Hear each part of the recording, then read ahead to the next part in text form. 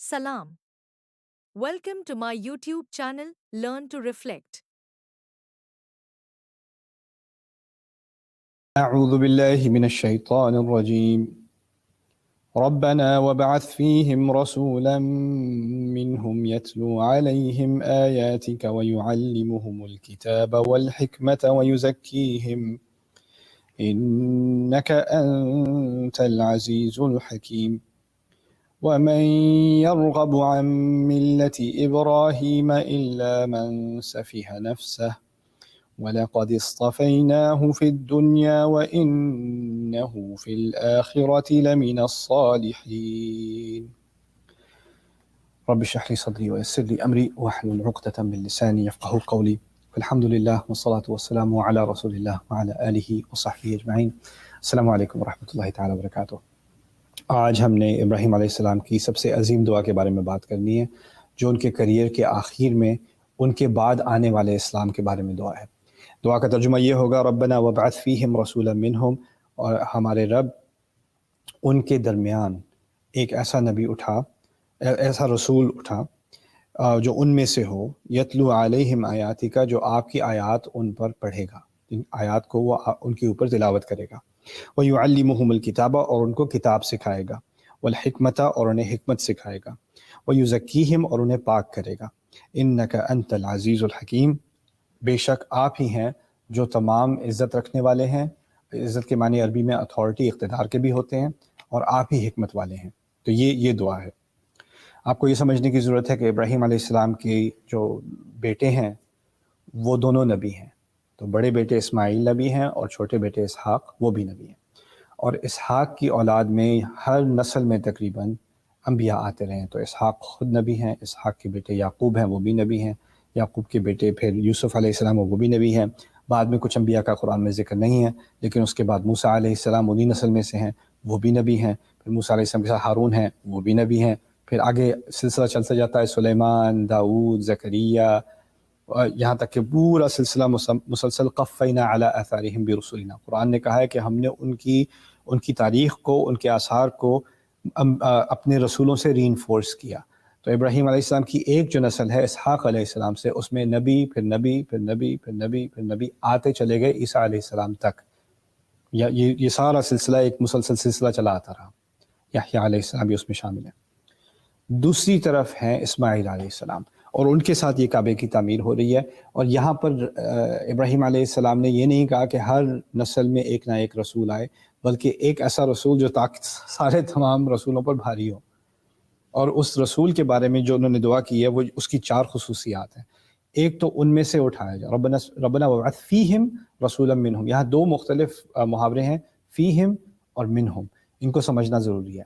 پہلی چیز یہ ہے کہ وہ ان کے اندر میں سے ہو. اس کا مطلب کیا ہے کہ وہ ان کے کلچر کو سمجھتا ہو، وہ ان کے ساتھ امبیڈڈ ہو، ان کو باہر سے آ کر کوئی بات نہیں بتا رہا، کوئی فوراً بات نہیں بتا رہا، اندر ہی سے ہے وہ. تو رسول کی یہ خصوصیت کہ اس کا اثر کب ہوگا؟ جب لوگ یہ نہ سمجھیں کہ یہ کون باہر سے آ کے ہمیں بتا رہا ہے. نہیں، یہ ہماری مشکلات کو جانتا ہے، ہمارے کلچر کو جانتا ہے، ہمارے ساتھ پلا بڑھا ہے، ہم ہی میں سے ہے. تو یہ پہلی چیز. پھر منہم ہے ان میں سے ہو، ان میں سے ہو. تو آپ کسی قوم کے ساتھ رہ سکتے ہیں تو وہ فیہم ہے، لیکن اب اگر اصلاً آپ اسی قوم میں سے ہیں تو وہ منہم ہے. تو من سے کیا بات سامنے آ گئی کہ کوئی اور نبی نہ لا کے انہیں دیں، انہی میں سے ہو. جیسے میں مثال دیتا ہوں، فرعون جو ہے اس کی قوم، ان پر جو رسول بھیجے گئے ہیں وہ موسیٰ علیہ السلام ہے، لیکن موسیٰ علیہ السلام ان میں ہیں، فیہم، لیکن ان میں سے نہیں ہیں. سو کان فیہم ولا منہم، وہ ان میں ہیں، یعنی ان میں ان کی پرورش ہوئی ہے، لیکن وہ ہیں بنی اسرائیل سے، وہ ان فرعون کی قوم سے نہیں ہے. تو یہ دونوں چیزیں سامنے رکھتے ہوئے ابراہیم علیہ السلام نے کہا ہے نہ صرف یہ کہ وہ نسلاً ان میں سے ہو، بلکہ کلچرلی بھی ان میں سے ہو، ان میں امبیڈڈ ہوں. یہ دونوں چیزیں کن 2 فریزز میں آ گئیں، ایک فیہم اور ایک منہم. پھر آگے اللہ تعالیٰ نے اس رسول کے بارے میں جس دعا کا جواب ہمارے نبی ہیں صلی اللہ علیہ وسلم، پہلی بات یہ کہی ہے یتلو علیہم آیاتک، کہ وہ ان پر آپ کی آیات پڑھ کر سنائے گا. تو پڑھنے کا ذکر، اللہ تعالیٰ کی آیات کا ذکر یہاں پر آ گیا. ابراہیم علیہ السلام سمجھتے ہیں کہ اللہ تعالیٰ کی آیات وہ ایسی چیز ہیں جو اس امت کو مسلمان رکھیں گی. اور ہمارے نبی نے جو آ کر قرآن پڑھا ہے 23 سال، جو وہ اس دعا کی قبولیت ہے، یتلو علیہم کان یتلو علیہم آیات اللہ، تو ہم اس چیز کی کنٹینیویشن ہے.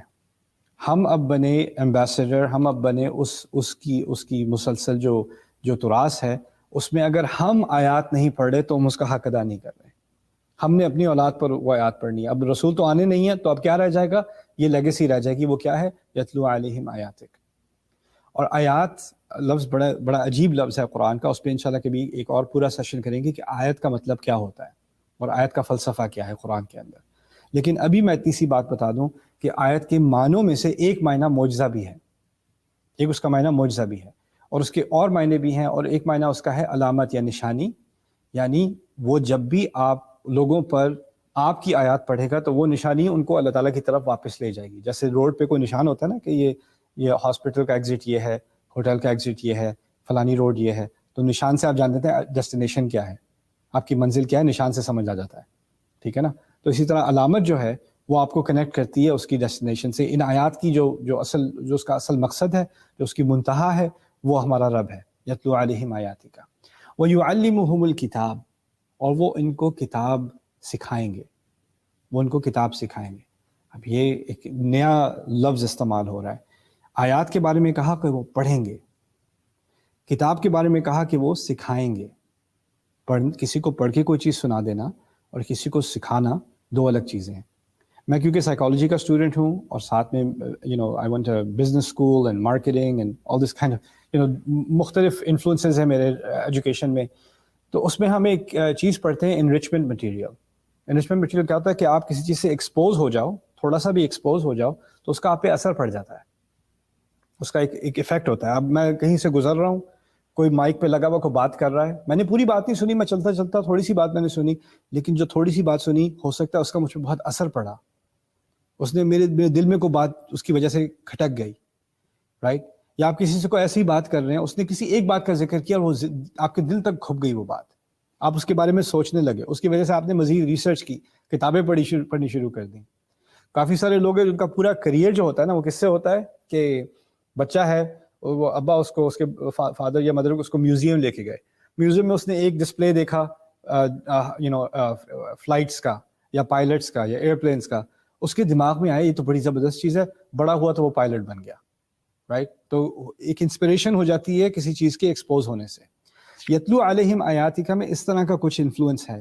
جب آپ آیات پڑھ کر سنائیں گے نا، آپ سکھا نہیں رہے، سکھانے کا مطلب ہے بیٹھا اور میک شور کیا، اس بات کی پوری تسلی کی کہ جس کو سنا رہے ہیں اس کو سمجھ آ گئی، اس سے بھی امتحان بھی لے لیا کہ اس کو واقعی میں سمجھ آئی کہ نہیں آئی. یہ انٹریکشن جو ہوتا ہے نا ٹیچر اور اسٹوڈنٹ کا ہوتا ہے. لیکن کسی کو پڑھ کر سنانا یہ تو براڈ کاسٹ کی طرح ہے نا، کوئی سن رہا ہے کوئی نہیں سن رہا ہے، کسی کو دھیان ہے کسی کو نہیں ہے. اللہ تعالیٰ نے اس میں اشارہ کیا کہ وہ نبی سناتا رہے گا آیات، ایکسپوز کرتا رہے گا اپنی آڈینس کو ان آیات سے، اور اس کا مختلف لوگوں پہ کوئی تھوڑی سی بات سن کے بھی اثر ہو جائے گا. اسی لیے قرآن میں ہے کہ جب کچھ اہل کتاب نبی کے پاس آئے قرآن سننے، تھوڑی سی آیات سنی، مکے والے تو 10 سال سے سن رہے ہیں نا، 13 سال سے سن رہے ہیں، انہوں نے تھوڑی سی آیات سنی، ترى اعینہم تفیض من الدمع، تم دیکھو گے کہ ان کی آنکھیں آنسوؤں سے آنکھیں جو ہیں ان کی آنسو بہانے شروع کر دے گی، تفیض من الدمع. اسی طرح اور مقامات پر ہے جن گزر رہے تھے، اذ صرفنا الیک نفرا من الجن یستمعون القرآن فلما حضروه قالوا انصتوا انا سمعنا کتابا انزل من بعد موسیٰ، سورۃ الاحقاف میں، کہ جن گزر رہے ہیں بھائی، اور انہوں نے تھوڑا سا قرآن سنا، جب اس کی حاضری میں، اس کی موجودگی میں، قرآن کی موجودگی میں آئے تو ایک دوسرے سے کہا خاموش خاموش خاموش، انصتوا، ذرا سننے دو. تھوڑا سا سن کے کہتے ہیں ہم نے ایک کتاب اب سنی ہے جو موسیٰ علیہ السلام کے بعد نازل ہوئی ہے.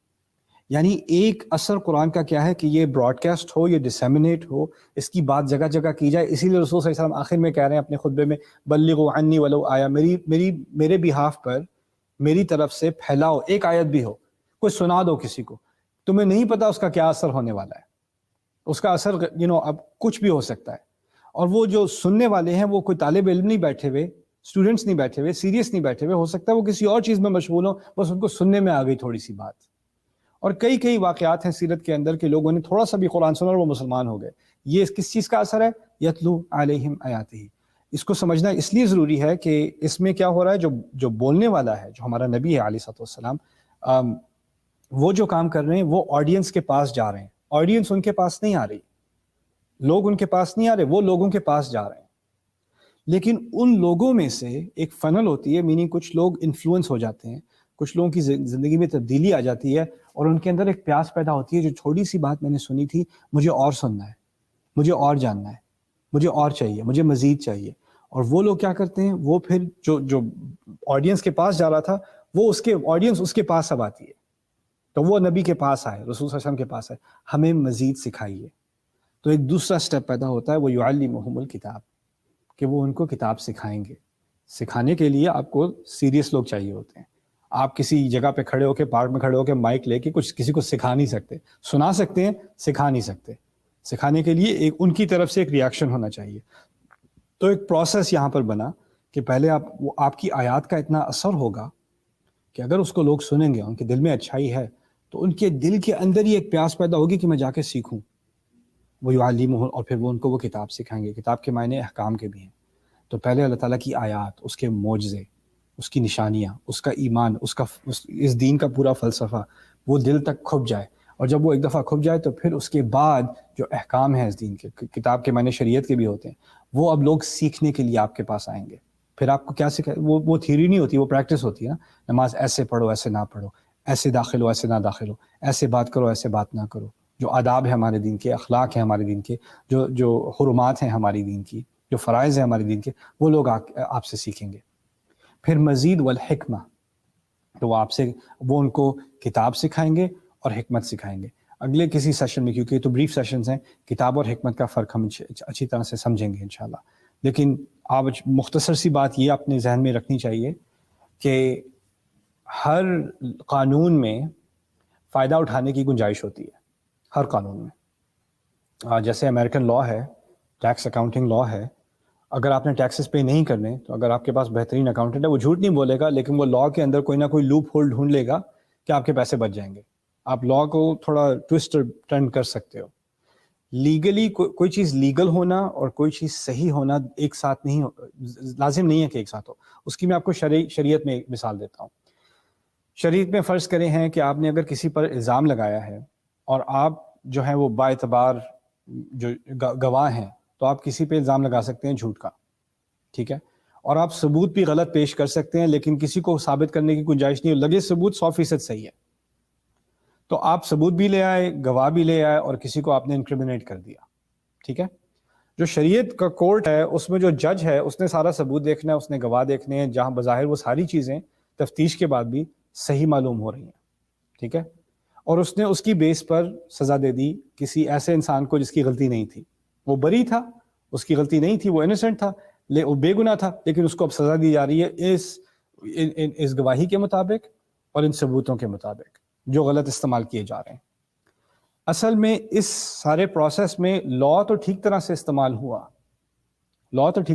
لیکن جسٹس، انصاف نہیں ہوا. کیونکہ انصاف میں صرف قانون نہیں ہوتا، قانون تو کتابوں میں لکھا ہوا ہے، لیکن جب تک لوگ قانون کے پیچھے جو حکمت ہے، جو کیریکٹر چاہیے، وہ اس کو فالو نہیں کریں گے، تو پھر قانون کا تو مذاق ہی بنتا رہے گا.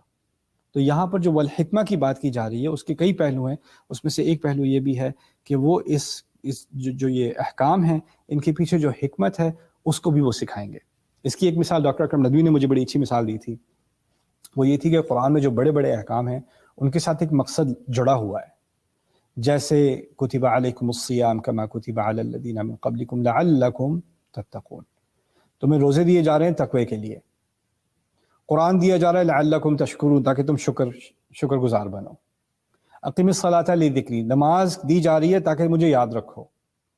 یعنی جو احکام ہیں ہماری دین میں، ان کے پیچھے ایک میری شخصیت کے اندر ایک کوالٹی ہے جو اصل مطلوب ہے.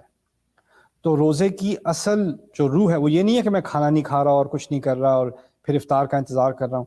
وہ تو اس کی بظاہر ہے. اس کی روح کیا ہے کہ مجھے اللہ تعالیٰ کا احساس ہو گیا کہ وہ دیکھ رہا ہے، اس لیے مجھے نہیں کھانا. مجھے بھوک لگی ہے لیکن میں نے پھر بھی نہیں کھانا، پیاس لگی ہے پھر بھی نہیں پینا. جو بھی دل چاہ رہا ہے میں نہیں کرنا جب تک وہ افطار کا ٹائم نہ ہو جائے. وہ کیوں ہے؟ وہ اصل میں تقویٰ تمہارے اندر ڈالنا ہے. جب یہ رمضان کا مہینہ پورا ہوگا تو روزے تو کھل گئے، لیکن اب ہر چیز میں بھی تم پہلے دیکھو گے اللہ دیکھ رہا ہے، مجھے نہیں کرنا چاہیے. یہ تقویٰ ہے، یہ اصل مقصد ہے رمضان کا، اصل مقصد ہے روزوں کا. نماز کا اصل مقصد اللہ تعالیٰ کو یاد رکھنا ہے، کیونکہ ہم دن میں بڑی ساری چیزیں یاد رکھتے ہیں. مجھے اپنے کام یاد ہیں، پیسوں کے معاملے یاد ہیں، گروسریز یاد ہیں، لوگوں سے ملنا تھا، کسی کو کال کرنی تھی، کچھ بکنگ کرنی تھی، کچھ خریدنا تھا، شاپنگ کرنی تھی، وہ ساری چیزیں یاد ہوتی ہیں. نماز ان سب سے بریک لے کے اللہ کو یاد کرو، اللہ کو یاد کرو، اللہ کو اقیم الصلاۃ لذکری ان الصلاۃ تنہی عن الفحشاء والمنکر. تو جو چیزیں ہمیں ہمارے دین میں، جو کوالٹیز ہماری پرسنالٹی میں چاہیے، وہ ان جو احکام اللہ تعالیٰ نے دیے، جو مناسک دیے ہیں نا، ان کے پیچھے کوئی نہ کوئی مقصد ہوتا ہے، اور وہ اس کی حکمت بھی ہے. وَيُعَلِّمُهُمُ الْكِتَابَ وَالْحِکمَہ. بنو اسرائیل نے کیا کیا تھا، یہودیوں نے کیا کیا تھا؟ انہوں نے کتاب لی، یعنی انہوں نے قانون لیا، اور قانون کو اس کے پیچھے جو حکمت ہے اس سے کاٹ دیا. تو انہیں بس بتا دو، بس حلال ہے کہ نہیں، بس اتنا بتا دو. نہیں، حلال تو ہے یا حرام نہیں ہے، لیکن اس کے پیچھے جو حکمت ہے وہ آپ بھول رہے ہیں. نہیں، اس کی مجھے ضرورت نہیں، مجھے بس یہ بتا دو کہ حلال ہے کہ نہیں، فتویٰ دو مجھے.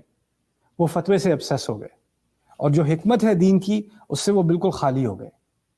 تو یہ جو اللہ تعالیٰ نے ہمیں دیا نا، اسی لیے جو عیسیٰ علیہ السلام کو جو وحی دی گئی تھی اس کو حکمت بھی کہا جاتا ہے. وَيُعَلِّمُهُ الْكِتَابَ وَالْحِکْمَةَ وَالتَّوْرَاةَ وَالْإِنجِیلَ. تورات میں صرف احکام رہ گئے، اور پھر حکمت جو ہے وہ انجیل میں نازل ہوئی.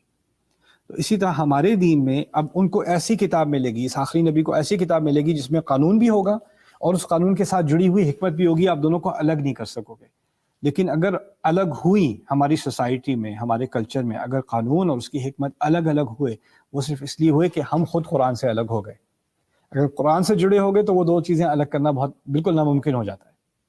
تو اسی لیے قرآن کے جب آپ احکام پڑھیں گے نا، کسی بھی چیز کے بارے میں، وراثت کے بارے میں، طلاق کے بارے میں، یا کھانے پینے کے بارے میں، کسی بھی معاملے میں حلال حرام کی جو بات ہو رہی ہے قرآن میں، وہ اس کا اسلوب، اس کا سٹائل اور فقہ کی کتابوں کا سٹائل بالکل ہر چیز ہے. یہاں پر قانون کی بات ہو رہی ہے، اور ساتھ میں حکمت بھی، اس کے ساتھ جو حکمت جڑی ہوئی ہے، جو ایمانیات جڑی ہوئی ہیں، وہ ساتھ میں آتی ہیں. اس کو آپ سیپریٹ نہیں کر سکتے، لیکن کلچر میں سیپریٹ ہو جاتی ہیں وہ چیزیں. تو وہ یعلمہ الکتاب والحکمہ. اور پھر آخر میں ابراہیم علیہ السلام نے کہا ویزکیہم، اور وہ ان کو پاک کریں گے، وہ ان کو پاک کریں گے. پاک کرنے سے بات تو گہری ہے، لیکن دو چیزیں سمجھ لیں کم از کم اس سیشن میں، 2-3 منٹ میں بہت آسان سی بات ہو جائے گی. پاک کرنے کا تعلق ایک میرے عقل سے ہے اور ایک میرے دل سے. ایک عقل سے، ایک دل سے. دل پاک ہو جائے، عقل صاف ہو جائے. دل کا پاک ہونا کیا ہوتا ہے کہ میرے دل میں لالچ ہے، میرے دل میں غصہ ہے، میرے دل میں جیلسی ہے، حسد ہے، میرے دل میں غفلت ہے، میرے دل میں سستی ہے، میرے دل میں بہت ساری نیگیٹو کوالٹیز ہیں. اس کلام کے ذریعے وہ جو میرے اندر کوالٹیز ہیں نا، یا میرے اندر مجھے اپنی زبان پہ کنٹرول نہیں ہے، میرے اندر جو ہے وہ صبر نہیں پایا جاتا، وہ چیزیں جو میرے اندر کم ہیں نا، وہ گندگیاں جو ہیں میرے اندر، وہ پاک ہونی شروع ہو جائیں گی. مجھے احساس ہونا شروع ہو جائے گا بات کیسے کی جاتی ہے کسی سے، رحم کیسے کرتے ہیں کسی سے، صبر کیسے کرتے ہیں، سچ کیسے بولتے ہیں. ڈرپوک ہونا چھوڑ دوں گا میں، مجھے ہمت آ جائے کہ میں سچ بات کہہ دوں. تو یہ چیزیں ہیں. پہلا ایلیمنٹ پاکیزگی کا، جو اندر سے پاک ہوتا چلا گیا، وہ اللہ تعالیٰ سے قریب ہوتا چلا گیا، اور اس کے اندر جو کمزوریاں ہیں وہ بھی، اس کو گندگیاں سمجھ لیں ایک طرح سے، وہ پاک ہو رہی ہیں آہستہ آہستہ آہستہ آہستہ. دوسری طرف ہے میری سوچ. کیا چیز قابل قبول ہے، کیا چیز قابل قبول نہیں ہے، کس چیز کی تک بنتی ہے، کس چیز کی تک نہیں بنتی، کون سی آرگیومنٹ ہے یا دلیل ہے جو واقعی مضبوط ہے، اور کون سی دلیل ہے جو خواہ کی میں قبول کر رہا ہوں، اس کے پیچھے نہ سر نہ پیر. قرآن نے ہمیں سوچنا سکھایا ہے. افلا تعقلون لعلکم تتفکرون. ہمیں سوچنے والی قوم بنایا ہے. قرآن ایک اور ہمارا دین اسلام جو ہے وہ ایک انقلاب ہے باقی مذاہب کے بمقابل. وہ کیوں؟ اور مذاہب میں ہے جو کہا ہے وہ مان لو، بس تمہیں کہہ دیا اب یہی کرو، اس کے آگے پوچھنے کی کوئی ضرورت نہیں ہے. ہمارے دین میں عقل، بار بار عقل کا ذکر، عقل استعمال کرو، سوچو، اینالائز کرو، جانو، دنیا جہاں کو گھومو اور سمجھو دنیا کیسے بنی، کیا ہوا. فانظروا کیف بدأ الخلق. دیکھو جا کے کہ خلق کیسے شروع ہوئی. تو یہ جو یہاں پر کہا گیا نا وہ یزکیہم، اس میں دو چیزیں ابراہیم علیہ السلام نے مانگی ہیں، اور یہ بڑی عظیم بات ہے کہ ان کی اپنی شخصیت میں یہ تزکیہ ہے. پہلے انہوں نے اپنی عقل سے سوال پوچھے اپنی سیرت میں کہ یہ خدا ہو ہی نہیں سکتے، اس کی کوئی تک ہی نہیں بنتی. اپنے والد سے پوچھنے اس کی کوئی سینس نہیں بنتی. انہوں نے عقل استعمال کی، اور پھر ان کے امتحان جو تھے سارے کے سارے وہ ان کے دل کے امتحان تھے. کتنا بڑا کتنا پکا کسی کا دل ہو کہ اپنی اولاد کو اور اپنی بیوی کو صحرا کے درمیان میں چھوڑ دے، رائٹ؟ اسی لیے وہ دعا بھی کرتے ہیں الا من اتى اللہ بقلب سلیم، کہ اس دن ابراہیم علیہ السلام کے الفاظ ہیں، اس دن کسی چیز کا فائدہ نہیں ہوگا سوائے اس کے جو اللہ تعالیٰ کے سامنے ایک بچا ہوا دل، سلیم دل لے کر آئے، صحیح سلامت دل لے کر آئے۔ تو ایک ہے عقل کا پاک ہونا، ایک ہے دل کا پاک ہونا، اور ان کی دعا میں دونوں کی پاکیزگی تھی۔ تو جب ہم کہتے ہیں نا کہ ہمیں تزکیہ کرنا ہے، اپنے آپ کو پاک کرنا ہے، تو ہم ان دونوں چیزوں کو انکلوڈ کرتے ہیں۔ یہ دعا انہوں نے کی تھی ہمارے نبی کے لیے آنے کے لیے صلی اللہ علیہ وسلم۔ اس کا مطلب ہے کہ جو قرآن ہمارے پر نازل ہوا ہے اس میں یہ چاروں چیزیں، یتلو علیہم آیاتک ویعلمہم الکتاب والحکمہ ویزکیہم، یہ چاروں چیزیں پائی جاتی ہیں۔ اللہ تعالیٰ ان چیزوں کو ہماری زندگی میں لائے قرآن کے ذریعے، اس کلام کے ذریعے جو ہمارے نبی نے ہمیں دیا۔ بارک اللہ لی ولکم، السلام علیکم ورحمۃ اللہ تعالیٰ وبرکاتہ۔